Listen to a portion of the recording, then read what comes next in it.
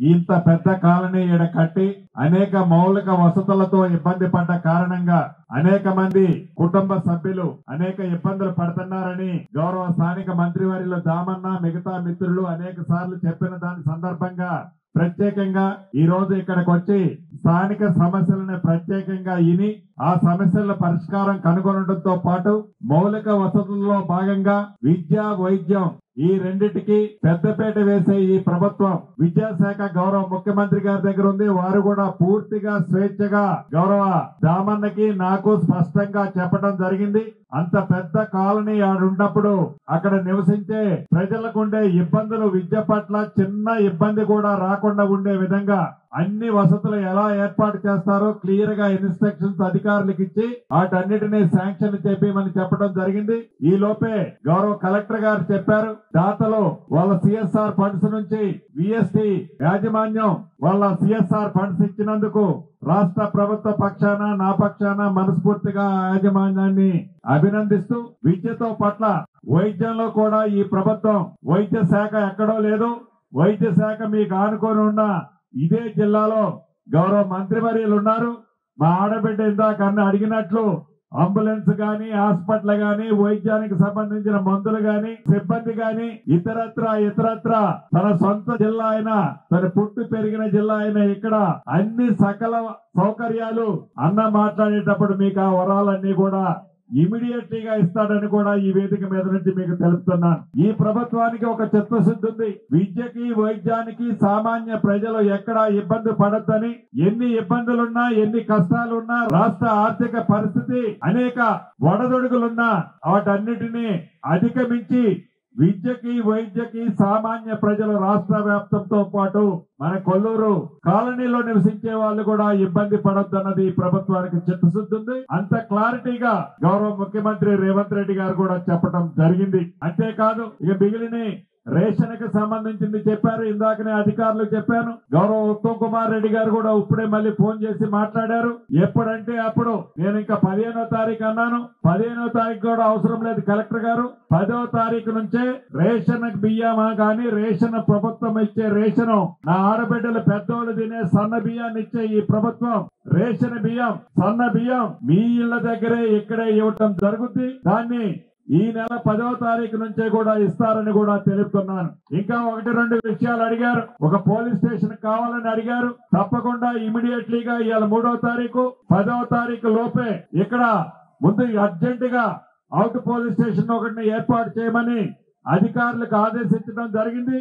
Housing department నుంచి shopping కోసం ఏదైతే ఉన్నాయో బిల్డింగ్ కన్స్ట్రక్షన్ చేసేంత వరకు దానికి సంబంధించింది వాళ్ళకి కావాల్సిన అకామిడేషన్ హౌసింగ్ లో ఉన్న వాటిని పోలీస్ డిపార్ట్మెంట్ కి ఇమీడియట్లీ హ్యాండ్ ఓవర్ చేయాలని కూడా ఈ వేదిక మీద నుంచి హౌసింగ్ డిపార్ట్మెంట్ ని ఆదేశిస్తున్నా.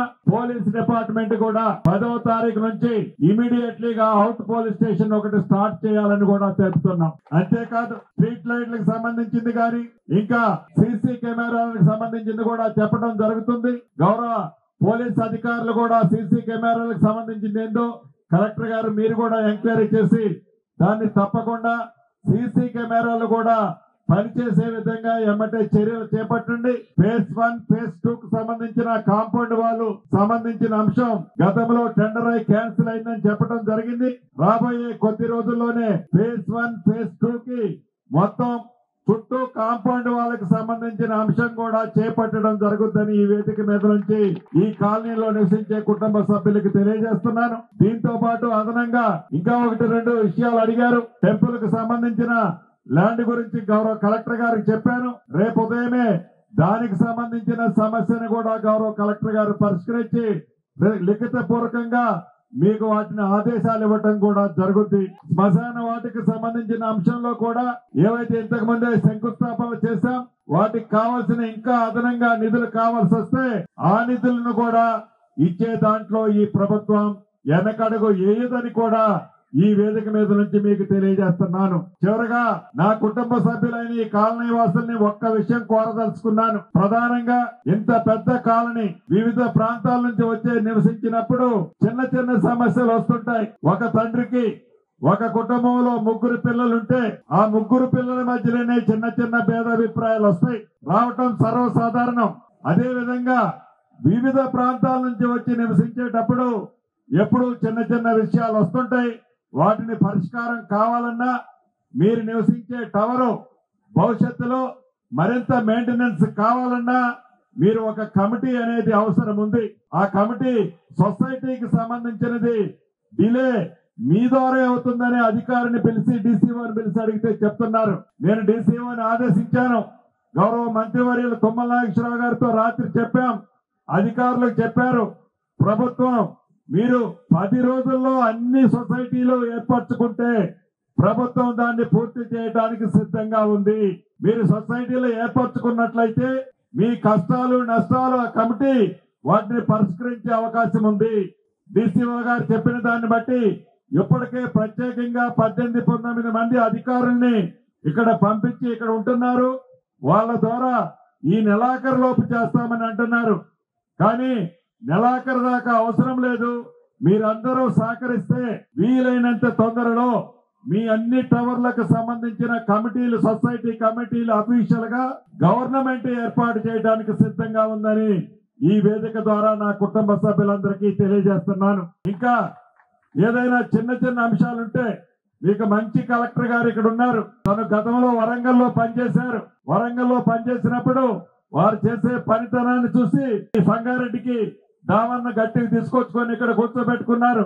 మంచి కలెక్టరు, మీకు పిలిస్తే పడికే ఆడబిడ్డ. కాబట్టి నాకు చెప్పినా చెప్పకున్నా ఏమైనా మీకు సమస్యలు ఉన్నాయంటే తప్పకుండా కలెక్టర్ గారికో మంత్రి గారికో చెప్తే మీ సమస్యలన్నీ ఇక్కడే పరిష్కారం జరుగుతాయని కూడా మరొక్కసారి ఈ వేదిక మీద నుంచి నా కుటుంబ సభ్యులకు చెప్తూ, ఆర్టీసీ బస్సుకు సంబంధించి 4 ప్రాంతాలకి అదనంగా కావాలని అడగడం జరిగింది. అబ్దుల్గంజ్, నాంపల్లి, చార్మినార్, పటాన్చెరు ఈ 4 ప్రాంతాలకి బస్సులు ఇబ్బంది ఉందని చెప్పడం జరిగింది. ఆ శాఖ మంత్రివర్యులు కూడా ఈ రోజు రావాల్సి ఉంది. అనుకోకుండా ఒక దురదృష్టకరమైన సంఘటన ఎప్పుడు ఉమ్మడి ఆంధ్రప్రదేశ్ లోనే కాదు ఎక్కడా జరిగిన పొద్దున్నే ఒక భయంకరమైన సంఘటన జరిగి ఆర్టీసీ బస్సులో సుమారు 19 మంది కంకర లోడ్ పడి చనిపోయారు. గౌరవ మంత్రివర్యులు అక్కడికి వెళ్లిన కారణంగా ఇక్కడికి రాలేకపోయారు. కాబట్టి తప్పకుండా ఆ 4 ప్రాంతాలకు కూడా మరిన్ని బస్సులు డైరెక్ట్ గా రాబోయే వారం 10 రోజుల్లో ఏర్పాటు చేస్తామని కూడా ఈ వేదిక ద్వారా నా కుటుంబ సభ్యులైన ఈ కాలనీ వాసులందరికీ మరొక్కసారి చెప్తూ, మీ ప్రేమ అభిమానం ఆత్మీయత ఎప్పుడు రాబోయే రోజుల్లో ఈ ప్రభుత్వం మీద ఉండాలని మనస్ఫూర్తిగా కోరుతూ మీ అందరి దగ్గర సెలవు తీసుకుంటున్నాను.